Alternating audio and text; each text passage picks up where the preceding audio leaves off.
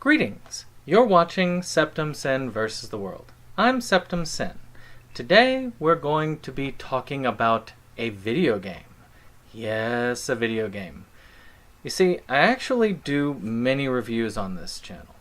I do reviews of movies, I do reviews of books, I do reviews of video games.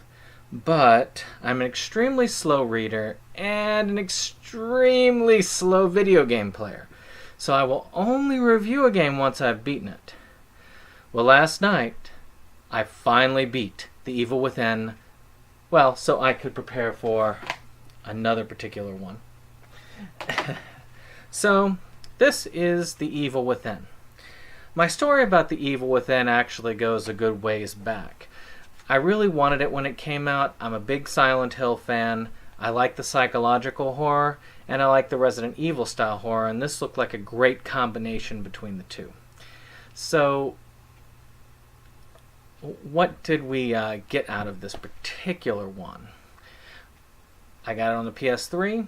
PS4 was just coming out. Didn't have a PS4 at the time. So, started to play through it. Played through for a while, enjoyed what I saw, was blown away by the opening, and then I got a PS4. PS3 moved upstairs, didn't really play on it as much, and then I finally got this copy of the PS4 version. And then it sat.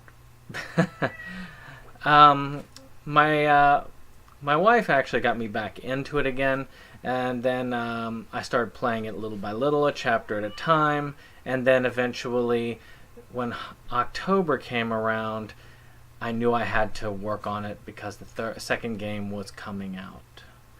So let's talk about what this is about. We've got ourselves a detective who is going into an insane asylum where he's been called to this disturbance that's gone on. So he's helped with his, with his aides, and they enter into this gruesome scene. And those aides are in the background. And there's a detective. All those people have been just kind of blown apart.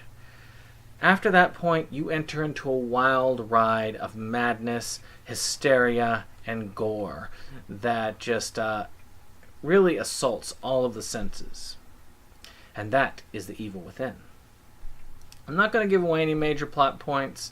I gave you the basic summary as to how the beginning goes. I mean, what you see there is pretty much the first 5 minutes of the game.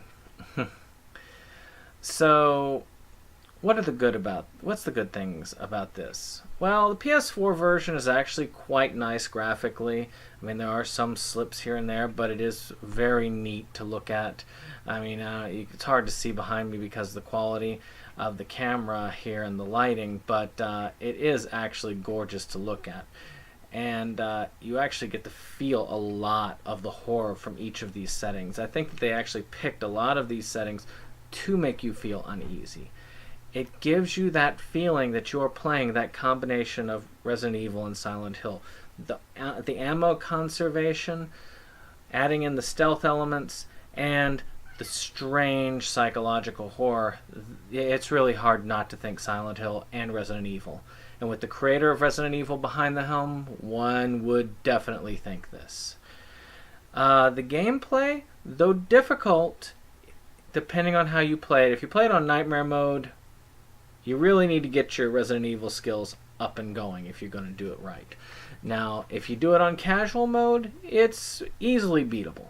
It still gives you quite a challenge, but nowhere near the level of challenge that you would get from Nightmare mode. I would say it would give you about regular Resident Evil level challenge.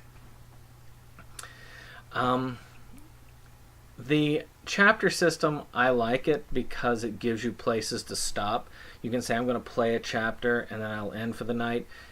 To me, that's great. It gives me a place to stop and start the game, and that helps me actually not forget. So I can actually drop it for a while and pick it back up again if I want to. The character, well, I'm going to get to the characters in a bit.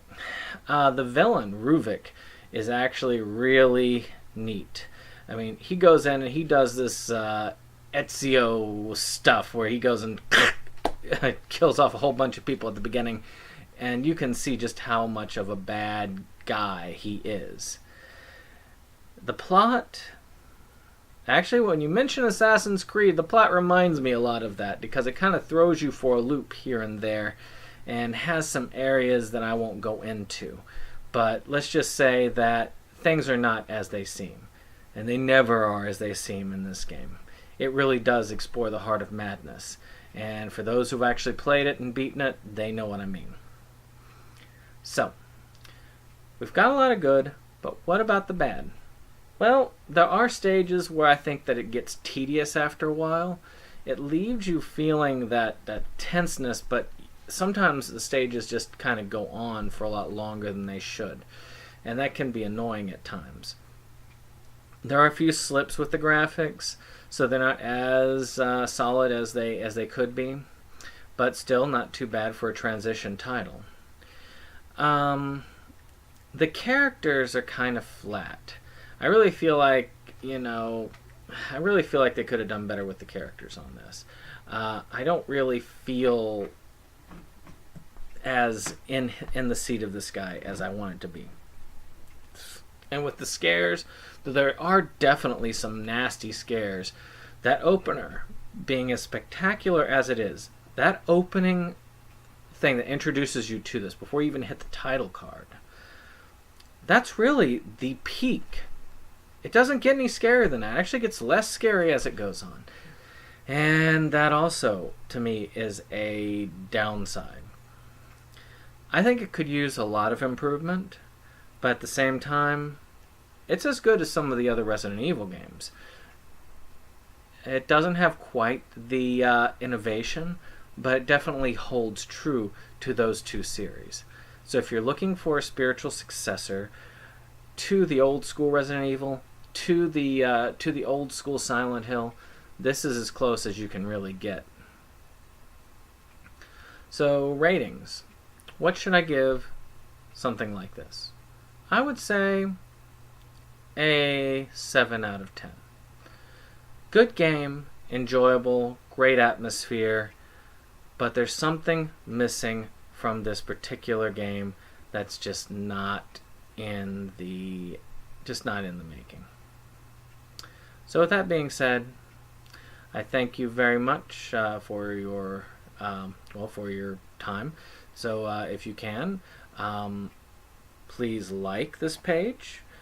Please, of course, comment if you have comments on this. Did you really enjoy the game? Did you think this was a terrible game? Can you tell me why you thought it was a terrible game?